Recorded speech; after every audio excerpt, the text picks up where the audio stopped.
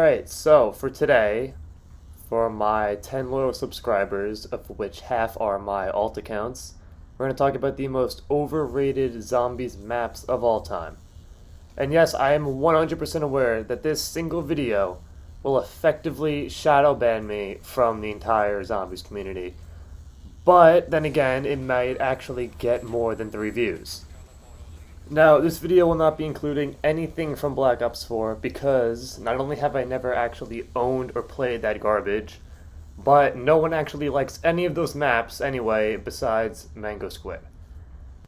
Now, I'm not going to tell anyone to go raid his channel, but I will conveniently leave a link in the description in case anyone wants to check it out, Now, to be serious for a second, I actually think blindly loving certain maps and hating others is a major issue in the community, but in reality, nobody actually cares what I think, because Black Ops 4 bad, Tim Hansen good, like and subscribe, and for those of you who left autoplay on, those that accidentally clicked on this video somewhere and somehow, and for myself watching on my other accounts, let's get into it.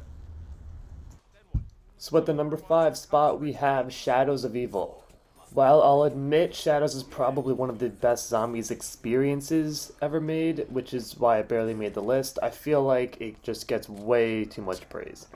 I know everybody gets excited when there's a celebrity cast, but the characters are just so annoying, and to be honest, their backstories aren't really interesting. In Mob of the Dead, you have Afterlife mode, which was not only revolutionary at the time, but also effectively worked as Who's Who better than Who's Who did. Then in Shadows, you have Beast mode, which is like Afterlife, but just less useful.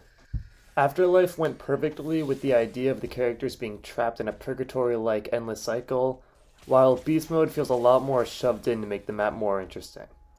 Then you have the virtual sites placed all around the map, which are very similar to the 115 conversion generators in Origins, and they end up doing the same thing, which is open pack-a-punch, which again isn't really revolutionary. But what truly makes this map overrated in my opinion is the gameplay, which mainly features getting red screened by meatballs and parasites, having Margwas spawn directly in front of you, getting body blocked by a horde of zombies in one of the many one-wide alleyways of the map, falling off the wall run to pack-a-punch, and a lot more. People complain about Zetsubou having the setup be half of the Easter egg, but the entire Shadows Easter egg is basically one single step and then the boss fight besides building and upgrading the swords, which is something I would think many people would do on any kind of run anyway.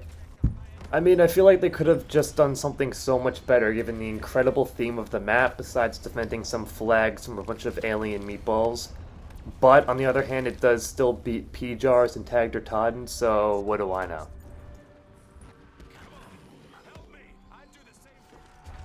Coming in at number 4 is Kino der Toten. Now, I'm not gonna lie, at first I was kinda hesitant to even put this map on the list because I didn't think people liked this map unironically.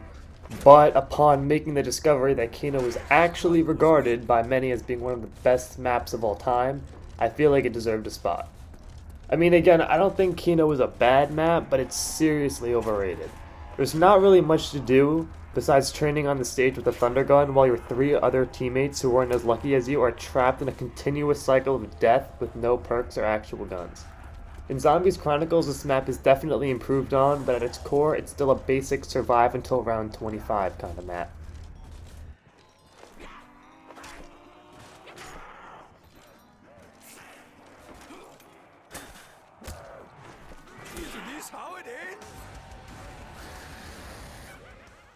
At number 3, we have Der East. Okay, yeah, I know. You camped on Catwalk when you were 9 years old and have very fond memories of getting to round 22 with the Wonderwall. But my mom didn't let me play Call of Duty, so my fond memories are of this. Yeah, it's the best World at War map, but I mean, it's still a World at War map. It looks terrible, plays terrible, and is full of glitches. I don't understand how people say that this map can stand against most maps that came after it, especially anything after Mob of the Dead.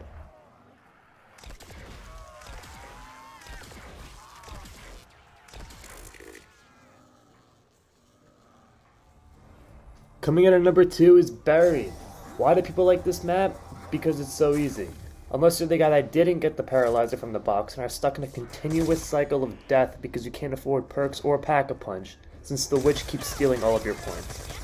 I guess you could figure out who I always was in that situation, but even besides that, the map really isn't that special. Opening up the map is annoying and there's a ridiculous amount of parts and buildables. But let's talk about Pack-a-Punch for a second. So picture this, you got pretty good guns from the box, you have a couple perks, you saved up over 5,000 points, and you're ready to venture into the witch's mansion to make your way to Pack-a-Punch. Well, if you're the guy that goes in first, you'll probably make it out just fine.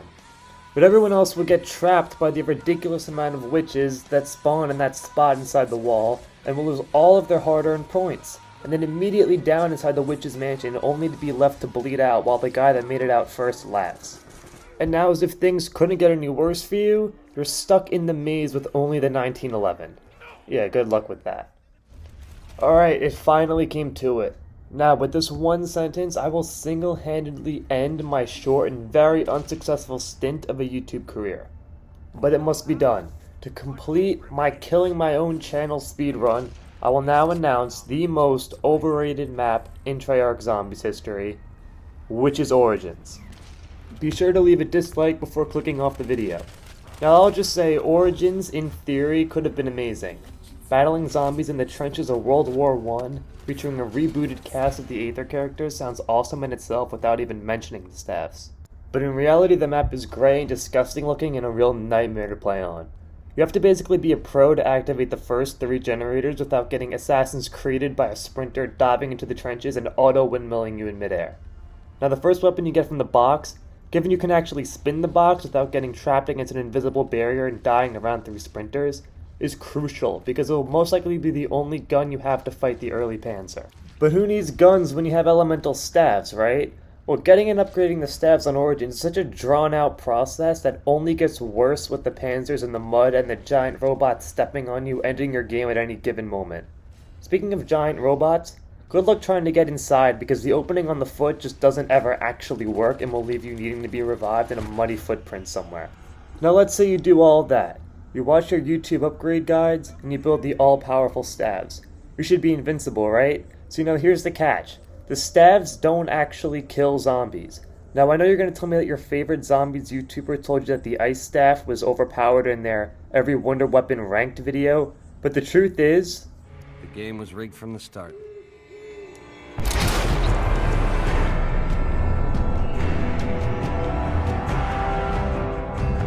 The truth is, they won't really do you any good unless you're incredible at training and conserving ammo. But it's okay, you can just get that cool LMG Dempsey uses in the intro, right? Well, if you can manage to find that thing in the box, then go buy a lottery ticket, because in all the time that I've been forced to play this map, I've literally only seen that thing in the cycle once. Now yeah, you can get one for free, but whoever manages to spawn peek the Maxis drone from the buildable table will beat you to it. Alright, so that concludes my Origins rant disguised as a top 5 video. Be sure to leave a like and subscribe if you want more low effort content to eat away at your time, or leave a dislike if you regret clicking on this video.